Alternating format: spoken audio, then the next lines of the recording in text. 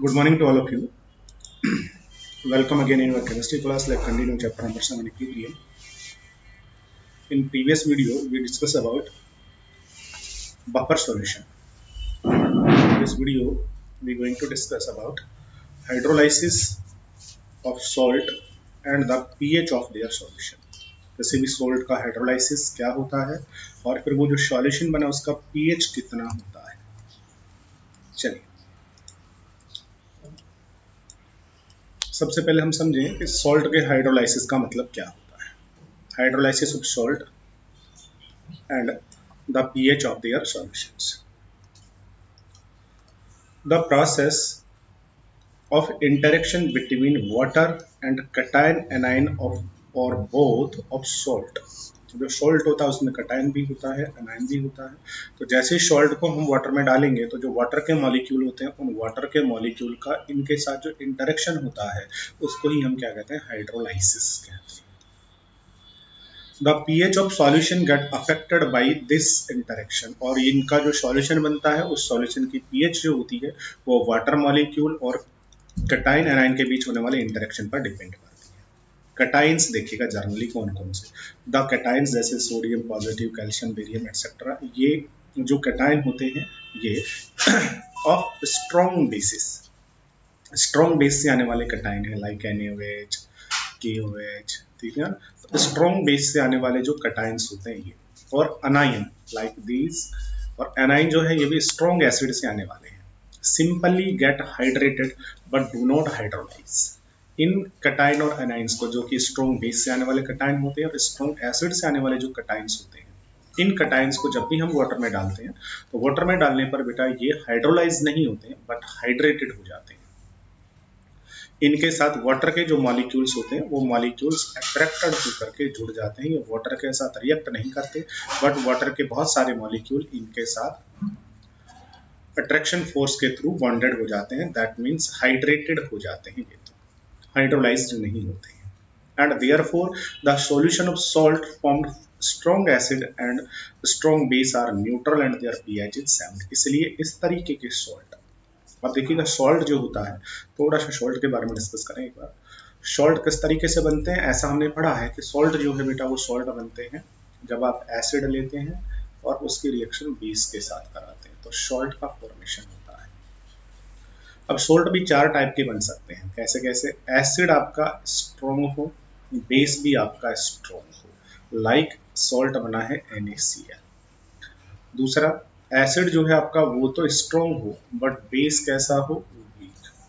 तीसरा, जो आपका एसिड है वो हो आपका वीक बट जो बेस है वो कैसा हो, स्ट्रॉन्ग। और चौथा, एसिड भी आपका वीक हो और बेस भी आपका वीक। जैसे यहाँ एसिड आपका स्ट्रॉन्ग है लाइक HCl और वीक बेस, तो सॉल्ट बन गया मान लीजिए NH4Cl।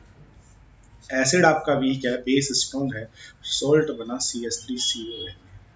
और एसिड भी वीक और बेस भी वीक। एसिड कौन सा है, सपोज कि ये एसिटिक एसिड है, और बेस वीक कौन सा है, अमोनियम हाइड्रोक्साइड। दोनों आपस में रिएक्ट करेंगे, वाटर कहाँ चला जाएगा, बाहर, और बना है अमोनियम एसीटेट। ये सॉल्ट आपका हो गया वीक एसिड वीक बेस का।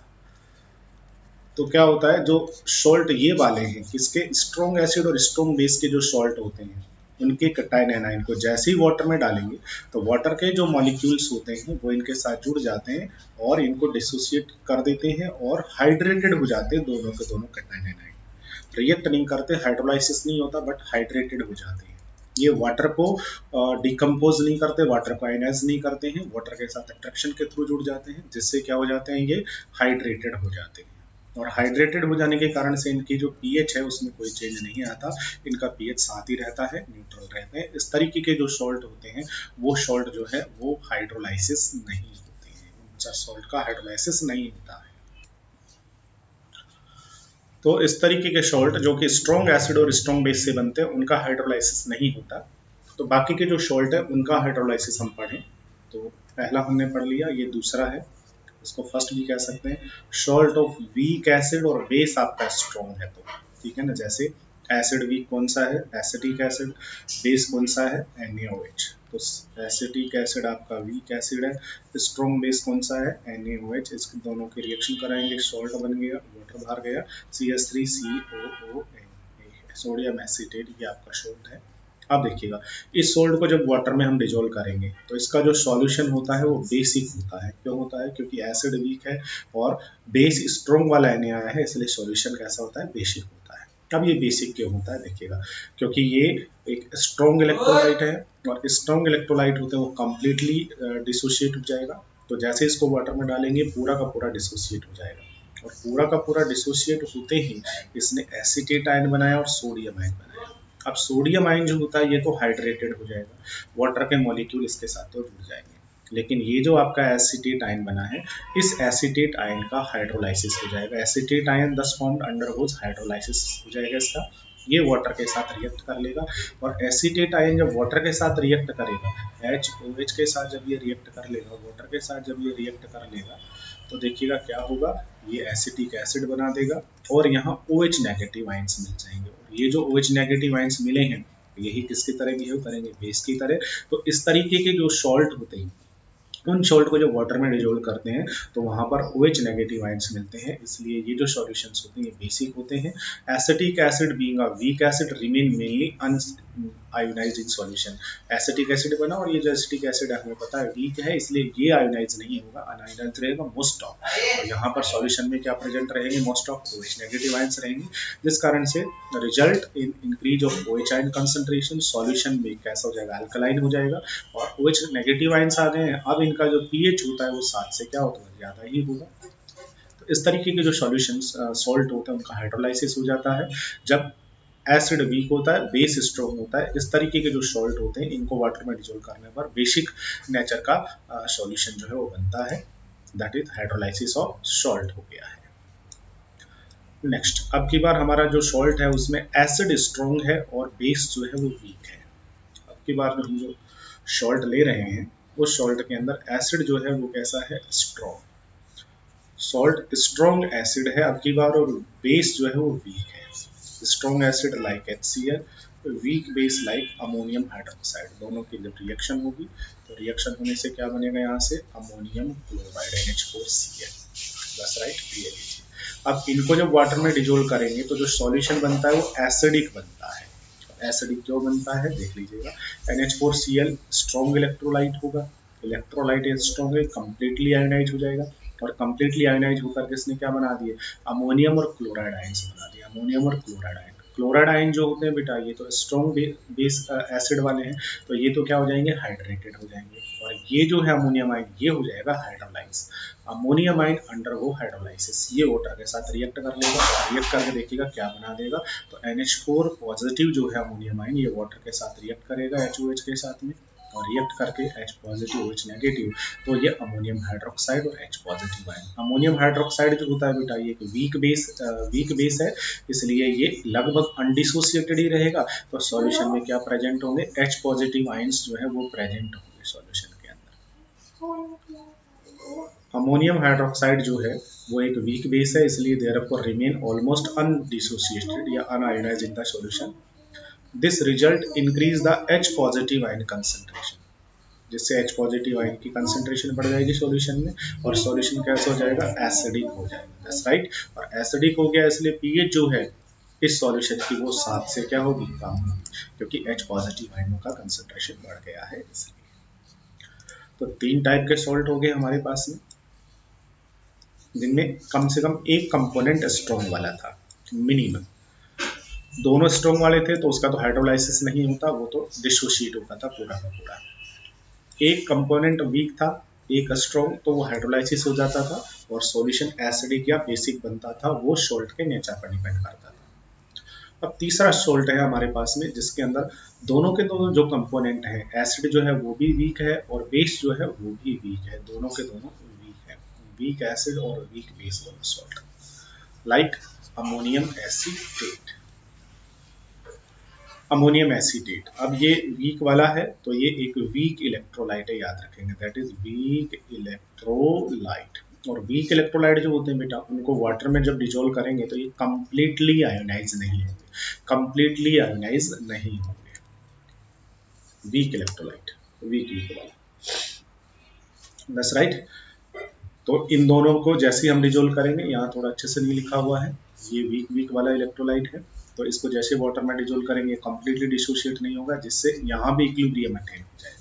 अब यहाँ इक्विलिब्रियम अटेन हुआ तो उससे क्या बन गया, ये एसीटेट आयन और अमोनियम आयन बन गया। अब ये दोनों के दोनों वीक वाले हैं, तो ये दोनों के दोनों ही हाइड्रोलाइज होंगे, ये भी हाइड्रोलाइज होगा, ये भी हाइड्रोलाइज होगा। एसीटेट आयन जो है ये जब हाइड्रोलाइज होगा, अमोनियम आयन है ये भी हाइड्रोलाइज होगा, दोनों वाटर के साथ रिएक्ट करेंगे, ये वाटर के H को रिएक्ट कर लेगा, ये OH के साथ रिएक्ट करेगा, जिससे एसिटिक एसिड बन जाएगा और अमोनियम हाइड्रोक्साइड, ये दोनों के दोनों बन जाएंगे। अब एसिटिक एसिड जो यहाँ से बना है ये वाला, ठीक है, ये वाला, और ये जो अमोनियम हाइड्रोक्साइड यहाँ से बना है ये वाला, ठीक है, ये दोनों के दोनों वीक एसिड वीक बेस है, तो ये दोनों के दोनों थोड़े थोड़े पार्शियली आयोनाइज हो जाएंगे, ठीक है, और पार्शियली डिसोसिएट हो जाएंगे, तो एसिडिक एसिड डिसोसिएट होगा, जिससे यहाँ ये इक्विलिब्रियम अटेन हो जाएगा, और ये जो अमोनियम हाइड्रोक्साइड डिसोसिएट होगा उससे यहाँ ये इक्विलिब्रियम अटेन हो जाएगा, NH4 OH प्लस में OH नेगेटिव।